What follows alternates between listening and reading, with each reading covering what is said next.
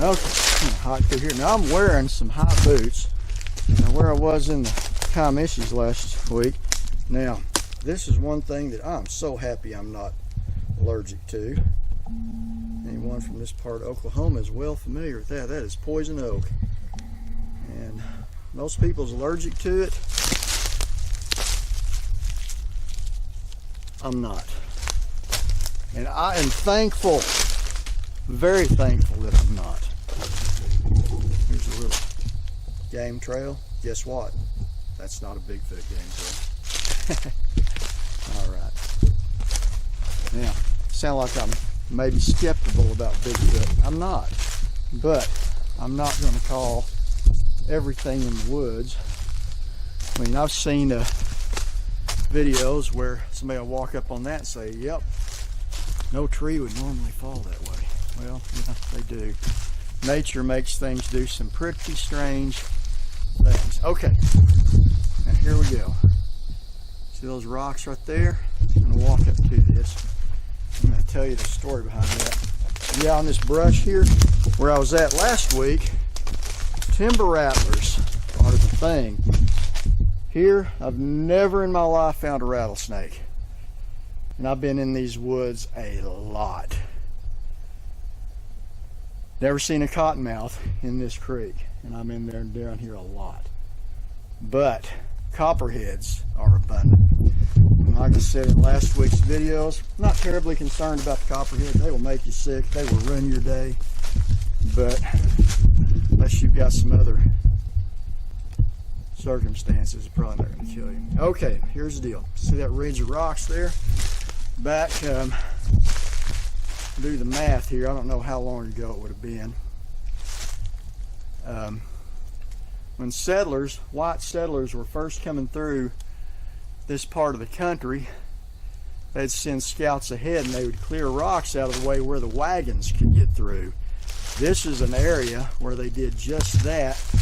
And this right here is all grown up. Now, obviously, that was, gosh, I couldn't tell you how long ago it was. Well over 100 years ago. But that's what these rocks are. The early settlers, pioneers that came through here. Of course, those big trees growing up through the rocks and stuff there, those would not have been here at the time. But man, can you imagine being the first people trying to get horse and mule, whatever, pulled wagons through this? I mean, that was painstaking, 1 foot at a time, cutting things out of the way, moving these rocks. And I was up here a couple of years ago walking up these rocks just looking. It was early spring and there was a copperhead out on these rocks catching the first rays of the sun. But anyway, I hope y'all find that interesting. I do. This is a remains of an old road, and there's the other side of the road right there, still here. And if I can find it, which I don't think I'll be able to find it today, but see, make sure I'm lined up right here. Over that hill, it goes up another mountain right there on the other side. In the bank, there's a place dug out, and me and my dad was out here mushroom hunting one time, and it was dug into the side of the bank with rocks on each side. And I said, what was that? He said, during Prohibition, that was a moonshine still. So there's a lot of history, and I say that to say don't take for granted what you're walking over. I seen a video a while back that some people found a pile of rocks and were thinking that might have been a Bigfoot grave. And me, I'm like, you find somebody thinks Bigfoot grave, dig that thing up. But no, I recognized it from such as this. Early pioneers, they would move rocks out of the way. And looking at it from this, you can see that there's method to the madness there. If those rocks could talk, what would they tell us? All right, I'm gonna go walking a bit more, let y'all see some of these woods. I was hoping that I would walk up on a copperhead out here. It's getting close to dark, and they're mainly nocturnal, so they will be out hunting mice and stuff. Another thing, I'm kind of an expert on on the snakes. And I don't say that bragging, I know a lot about them. What some people don't realize, copperheads, they're venomous, mildly venomous to human, but they're very useful. No, I don't work for the wildlife department. They eat mice, a lot of them, but also these cicadas that's out this time of year. Copperheads will eat cicadas like popcorn. So, anyway, there's an old tree that's fell down. You know, I'm not even tired. The humidity is crazy out here. Now we're going to walk back down towards the creek. Next stop, I'm gonna get my cheat sheet out here and see what I want to talk about.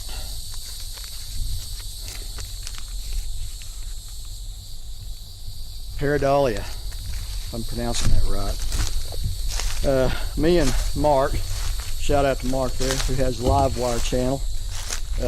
I took a panorama of some woods over close to my house here a while back, and we were talking about, you know, there's a lot of pictures of it might be a Bigfoot, might not, but we were talking about how you got to be careful that it's easy to see faces, forms, and all that in the bushes. And anyway, he took one of those pictures, and within just a little bit, he sent that picture back to me, and he found.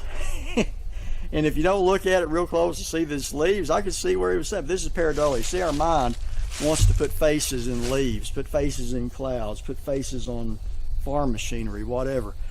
And he had found, looking at that, an elf, an alien, and a Sasquatch, all close to each other in the picture. And he drew the outlines around them. Of course, it wasn't. It was simply the forest and the way the leaves are. But he did that just to, because we had been talking about it, and he did that to make the example of how easy it is to see faces in the woods. Now, that's not to say don't look real close at the trees, and I hope if somebody sees something while I'm panning around and stuff, that they will bring it to my attention. But me, I want to see everything that's out there, but I don't want to trick myself into seeing more than what's out there, if you get my drift. All right. Anyway, it's a well-used little game trail right here. Smaller animal. I tell you what, we got wild hogs out here that's just made a mess of stuff out in the field. Oh, a couple hundred yards behind me. I'm pretty good ways into the woods right now. So anyhow, another tree fell over. I don't know if y'all can, excuse me. I don't know if y'all can make this out. And the only way that I know what it is from when I was a kid. My dad brought me down here to show me this. That's why I know where it's at. You can see right there the rock one up there, and there's a slight indentation. And then right over here, there's some more rocks. Now, when I was a little kid, it was more pronounced, but then it's about filled in. This was more dug in, you can tell.